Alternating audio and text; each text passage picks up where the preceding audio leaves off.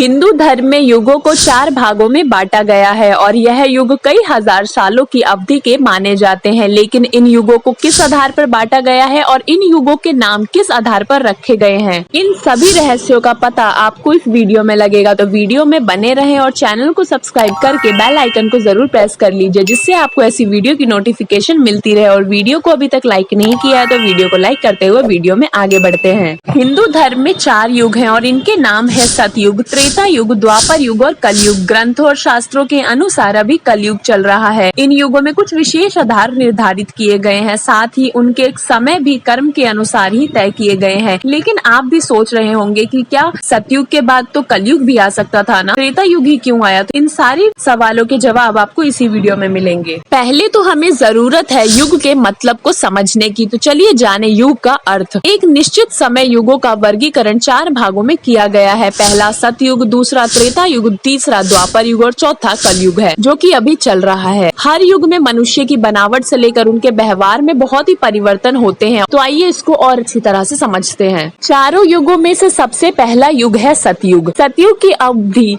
लगभग 17,28,000 की बताई जाती है। कहा जाता है कि सतयुग की शुरुआत कार्तिक माह के शुक्ल पक्ष की 9वीं तिथि को हुआ था। माना जाता है कि इस युग में देवी देवता पृथ्वी पर मनुष्य की तरह रहते थे और उनकी आयु भी लगभग 2 लाख साल की होती थी। सतयुग में पाप और अधर्म के लिए कोई जगह नहीं थी। इस युग में हर व्यक्ति को एक पवित्र आत्मा के रूप में देखा जाता था। इस युग में भगवान विष्णु ने मत्स्य, कश्यप, वराह और नरसिंह अवतार लिए थे। सतयुग के बाद त्रेता युग की शुरुआत हुई। ग्रंथों के अनुसार इस युग की अवधि लगभग 12,28,000 मानी जाती है। वहीं धार्मिक ग्रंथों के अनुसार त्रेता युग की शुरुआत वैशाख माह की शुक्ल पक्ष की तृतीय तिथि को हुआ था। माना जाता है कि इस युग में मनुष्य की आयु लगभग 10,000 वर्ष होती थी। इस युग में अधर्म का नाश करने के लिए भगवान विष्णु ने 3 अवतार लिए, श्री राम, वामन और परशुराम, जिसकी वजह से ही इस युग का नाम त्रेता युग पड़ा। इसी युग में भगवान राम ने रावण जैसे पंडित जो पापी बन गया था उसका विनाश किया था। द्वापर युग युगों में तीसरा युग माना जाता है और इस युग में भगवान विष्णु ने श्री कृष्ण के रूप में अवतार लिया और इस युग में श्री कृष्ण ने कंस का वध किया और महाभारत के युग में गीता का उपदेश भी दिया। हिंदू शास्त्रों में वर्णित है कि द्वापर युग की अवधि लगभग 8,64,000 है और इस युग की शुरुआत माघ महीने के कृष्ण अमावस्या से शुरू हुई थी। इस युग में मनुष्य की आयु लगभग 1000 वर्ष बताई गई है।